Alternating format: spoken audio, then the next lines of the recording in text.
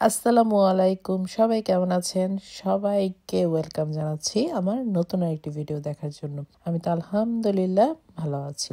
তো চলুন দেখি, আজকে করব বেগুন চাক ভাজি বা গোল ভাজি। গোল যেটা বলে চাকই বলি আমরা।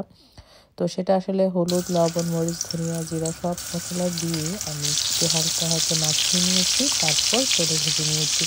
বেগুনের এই ভাজাটা কিন্তু অনেক মজা হয়, সবাই খেতে খুব পছন্দ করে। তারপর চলে আসলাম ডিম। ডিম তো আমি আরও বেশি সেদ্ধ দিয়েছিলাম, বাট ডিম সেদ্ধ দিলে রিয়াম, মানহা এক দুইটা খেয়ে নেয়। ওরা আবার ডিম সেদ্ধটা পছন্দ করে, তবে ডিমের কুসুমটা খাবে না, সাদা অংশটাই খায়। আর বাকি ছিল চারটা চারটা আমি ডিম ভুনা করে নিলাম। আর ডিমের এই গোল ডিম ভুনাটাও আমার বাসায় দেখা যায় যে আমরা সবাই পছন্দ করি। যখনই রান্না করতে মন না চায়, গোল ডিম ভুনা করে নিই। তারপর চলে আসলাম, এটা হচ্ছে হার্ড চিকেন নিয়ে নিয়েছি। এটা সব মশলা দিয়ে একটু বসিয়ে দিলাম চুলায়।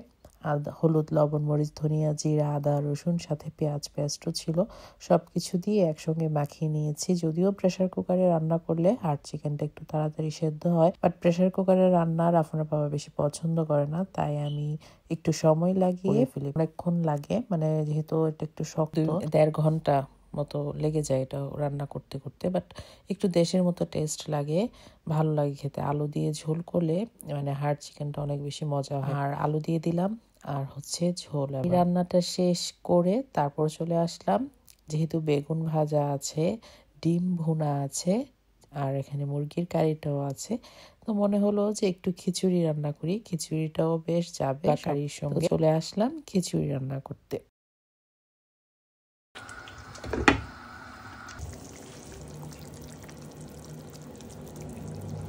খিচুড়িটা আমি শুরুতেই এখানে বাসমতি যে চালটা সেটা নিয়েছি, আর মসুরের ডাল নিয়েছি।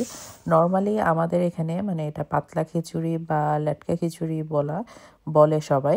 তো আমরাও ঠিক সেমই লেটকা খিচুড়ি বলি। আর এই লেটকা খিচুড়িটা আমরা বেশি খাই মানে ভুনা খিচুড়ি থেকে আর কি। আমাদের ওই বাসায় মানে এক একজনের বাসায় এক একটা পছন্দের থাকে না, তো আমার বাসায় দেখা যায়, মানে আমি আমার বাবা মার বাসা বলছি আর কি, যে ওখানেও সবসময় এই লেটকা খিচুড়িটাই খাইতাম। প্লাস আমার বাসায়ও আমি বেশি লেটকা খিচুড়িটাই বানাই। দেখা যায় যে রাফানের বাবাও পছন্দ করে, বাচ্চারাও খায়, আবার আমিও পছন্দ করি। এক ধরনের ডাল দিয়েছি এখানে, যে মুগ ডালটা সেটা দেই না লেটকা খিচুড়িতে। নর্মালি মসুরের ডাল আর পোলাওর চালটাই দিই, মানে বাসমতি যে চালটা সেটা দিয়েছি। আর হচ্ছে একটু একটু করে সব ধরনের মশলা দিয়ে এবার পানি দিয়ে বসিয়ে দিলাম। আর বাগারটা দিব, একটু শুকনো মরিচ নিয়েছি, পেঁয়াজ নিয়েছি। খিচুড়ির উপরে কিন্তু বাগারটা দিলে, মানে পেঁয়াজ ভেজে দিলে খিচুড়ি রান্নাটা অনেক বেশি মজা হয়। মানে আমি জিরা হাতে কিছু অল্প পরিমাণ গ্রাইন্ড করে রাখি, সব রান্নার মানে মাংস টাইপের রান্নার শেষে দিলে মজা হয়। তুমি সাদা সিধে ভাবে করেছি।